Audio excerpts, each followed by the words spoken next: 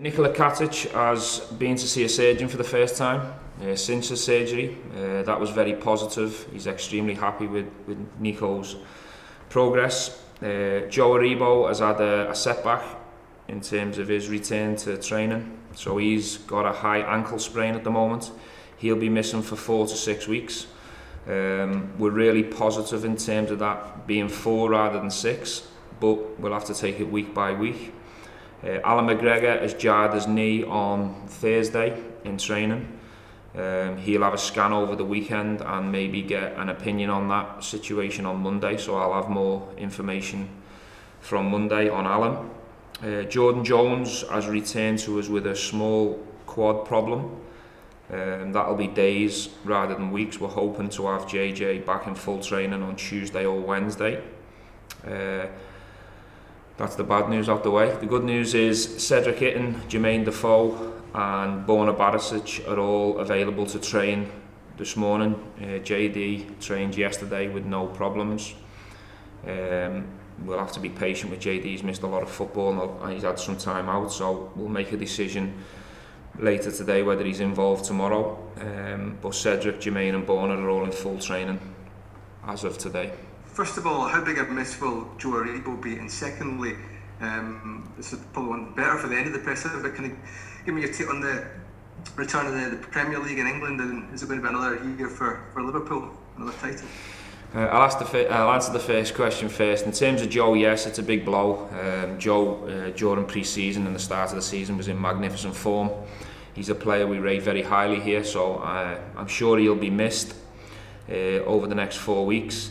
It's actually good news for us because when he's had the setback in the training, there was a situation where he had to go and see a specialist on this ankle problem, and there was a chance he might have needed surgery. Thankfully, he doesn't need surgery and we might be able to get him back in 4 weeks' time, so it's actually a positive situation because it could have been a lot worse, but he's definitely going to be a blow for us because he's a fantastic player and a major talent and a major part of how we play, so it's certainly a blow. The answer to your second question is it was like Christmas Eve last night. Tonight as well, waiting for the Premier League to start. I mean, it's the best league in the world. It's been missed over the last weeks for sure. In terms of Liverpool, I think they're the team to beat, of course, being the champions. Knowing Jurgen and the players and the mentality of them, they'll want to attack that title. I'm sure they will. They're not going to sit back and defend. I think they're going to come out the blocks very fast against Leeds tomorrow. It's a game I'm really looking forward to watching after our game. But yeah, the excitement levels are very high where I'm sitting. Should everything go to plan this month, I think you could face 6 games in 19 days in the league and the Europa League, and I'm sure there'll be fixture congestion throughout the season as well. How does that affect your team selection even this early on, with Dundee United obviously tomorrow, and do you almost have to kind of plot your way through the month, planning ahead game by game? Yeah, I think it's very difficult to pick teams further down the line beyond Dundee because you never know, if players are going to come through. You never know who's going to be showing signs of fatigue.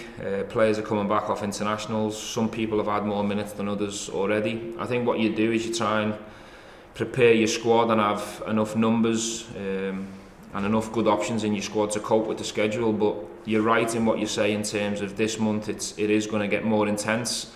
With the return of the Euro qualifiers, if you like, but we actually play less games than normal, so it is a schedule that over the last couple of years we've got used to, and it's down to me and it's my job and responsibility to try and manage players at the right time and make sure the team's looking fresh. I think we've managed to do that so far pretty well. I don't think you'll see wholesale changes from game to game, but you will see subtle changes in certain areas of the team just to try and keep it fresh and also manage individuals. All individuals are different. Some players can cope with the load and demand every single day and it doesn't seem to affect them.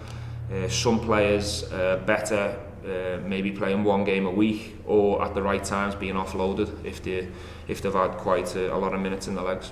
Hi Stephen, I've just been awarded the Manager of the Month trophy, Ryan Kent 12 Player of the Month. How do you feel about these accolades and how do you look back at the first part of the season as a whole? Well, I think without being biased, I think Ryan Kent certainly deserves to be Player of the Month. I think he's in sensational form. He's looking really sharp at the moment. He looks really happy and settled here. He's had a full pre-season under his belt, and I think his red card against Leon aside, I think he's been fantastic to watch and work with. So I'm very pleased for Ryan. I think that's fully deserved. In terms of my award, I think it's an award that is a collective reward for the staff, for the support that I've had during the lockdown, during pre-season, up to now in the season. And we also have to recognise the job the players have done, because them awards don't come unless your players are playing consistent collectively and contributing results. So I certainly receive my award as a collective. Morning, Stephen. You'd said a couple of times before the international break that you were looking for one more piece to the puzzle in your team. Are you any closer to getting that in the door? Not right now, today. So there's been no breakthrough, or there's not an imminent in terms of that. And that's the same with outgoings as well, or interest in our players. It's very quiet at the moment. With Ryan winning the Player of the Month, it just goes to show that he doesn't really seem to be affected too much by that interest from Leeds United. And sort of second point as well to that is to make sure you fend off any other interest from other clubs. Would the club be looking at trying to tie him down on a longer contract? In terms of Ryan, Ryan is on a very good contract here. Ryan has remained professional. His mentality and his application's been top class every single day since we've returned. He hasn't let any interest affect him. I think he's used it as a compliment that, you know, people are enjoying what they're seeing from the outside in terms of his form. He's scoring goals, he's looking very dangerous, he's playing with freedom. Yes, he's starting from his normal left side position, but I think he's really taking it to opposition teams, and he's trying to cause as much damage as he can from different areas, and we've given him that freedom and that licence to go and express himself. So we hope that Ryan remains in the place he's in, because he's happy, settled, and he's enjoying his football. He is going to get more interest, and we're going to get more interest and phone calls over Ryan Kent, because he's a fantastic player. Morning, Stephen.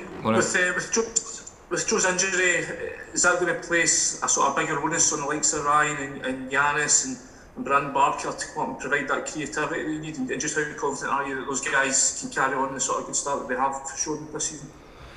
Look, Joe will be missed. There's no doubt about it, because he's such a fantastic talent, and he's a creator and scorer of goals for us. So you're always going to miss that type of player.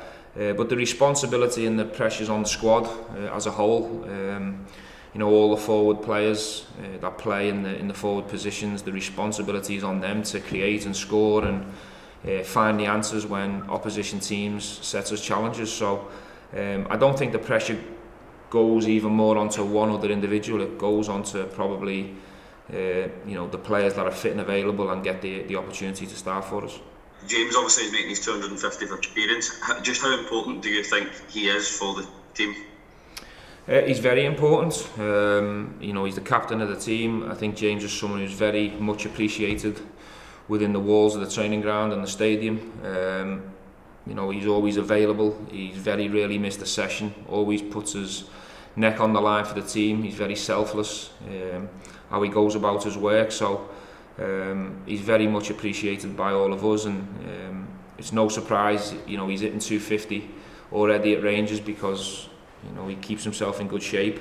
He started the season in good form. I think he's got better game by game, and, you know, he's in a fantastic place, so long may that continue. He's had a good rest, so I'm expecting another strong performance from him tomorrow. How difficult is it to get the players back quickly and settled down and then ready for a league match after an international break? Obviously it's a fortnight these days, and it must be a real challenge in terms of the team had built up a really good momentum before the break. Do you have much time to get them all back settled and come up with a game plan for the weekend?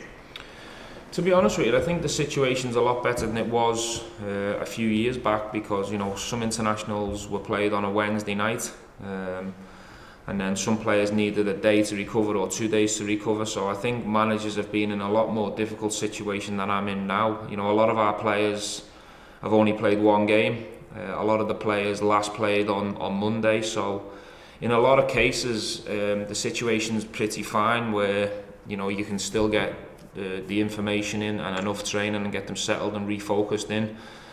I always sit down with them collectively when they're all under the same roof to try and retune them in and refocus on the job and the schedule that's going to face us in the coming days and weeks.